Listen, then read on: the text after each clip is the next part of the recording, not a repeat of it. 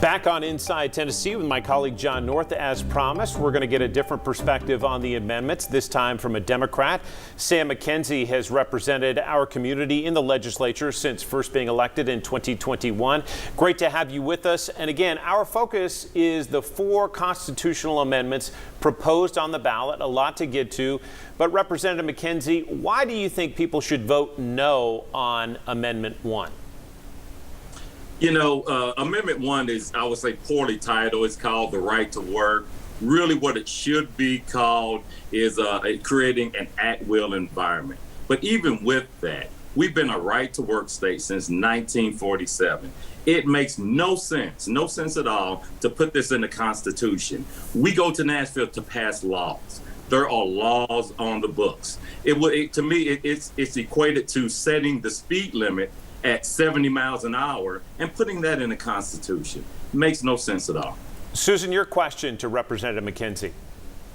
Well, Sam, good morning.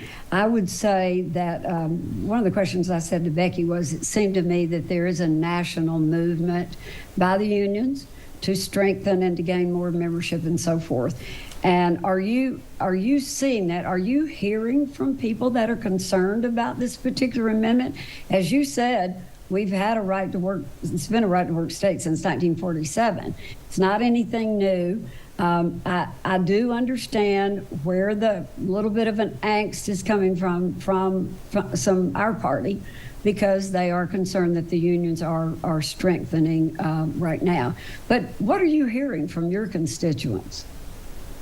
Well, to answer your first question, you know, I've been working a long time, and unions are nowhere near as strong as they were in the 70s and the 80s, nowhere near as strong across the United States, and especially in the state of Tennessee. So I guess I'll push back. You know, you'll hear the things about Starbucks and things like that, and they make a flash, but the actual union strength, I would say, has diminished over the years. So that's not really an issue. And again, it's not a problem in the state of Tennessee. So I don't know where this impetus is coming from. Well, I guess I do. You know, if you look at FedEx and UPS, you know, it's pretty comparable in terms of what it takes to deliver a package, but UPS is a union shop. So, you know, where's the extra money going to is probably toward big business and CEOs and the board and people like that. Sam, I mentioned at the start that both current Governor Lee and former Governor Bill Haslam have been supporting this for quite a while.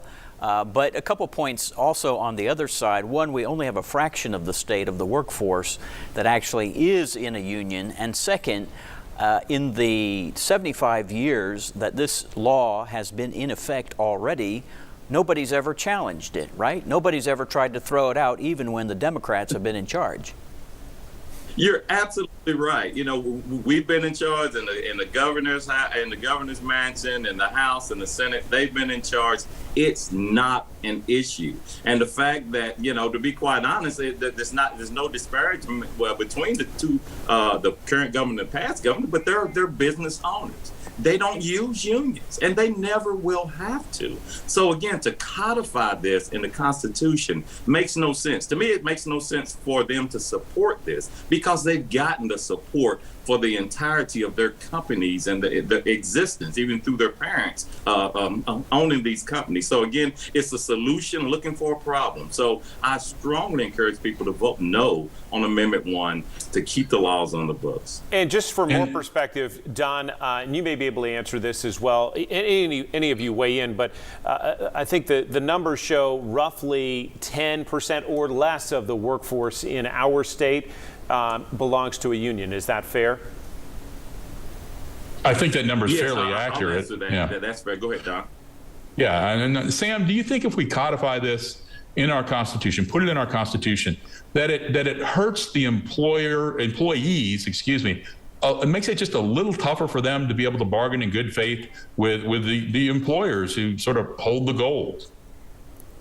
You know, that's an excellent point. This, to me, shouldn't be a union versus non-union argument. That's why I say, you know, with at-will employees, you can be fired for having your hair too long or too short, to having too many tattoos or not enough tattoos. You know, so there are instances where you need to have some collective bargaining to get a better product out. Again, there's some great companies out there in East Tennessee that have been doing outstanding work since the 30s and the 40s with union labor.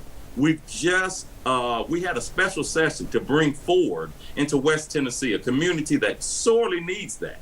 But if anyone thinks Ford is going to show up without the UAW, they're sadly mistaken. It's just not going to happen. So I don't know why this vain attempt to codify these things in the Constitution or exist. The Constitution should be an austere document, a document that gets to the essentials of what it takes to run the state of Tennessee. Susan, quickly just to you, John North made the point that former Governor Haslam has played a key role in advocating for this.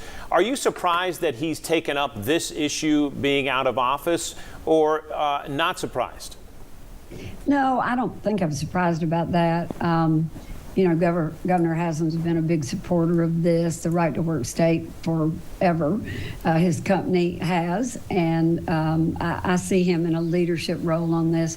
I just would say that people have the right to join a union here if they want to, if they vote to, but they don't have to. They're not forced to join a union. So I think it's fine. To me, it's very fair. And that it has seemed to work very well in Tennessee. So I see no harm at all in putting it on the ballot and supporting it. We're going to take a quick break on Inside Tennessee, back to run down the other amendments and the take from Representative McKenzie when we come back here on Inside Tennessee.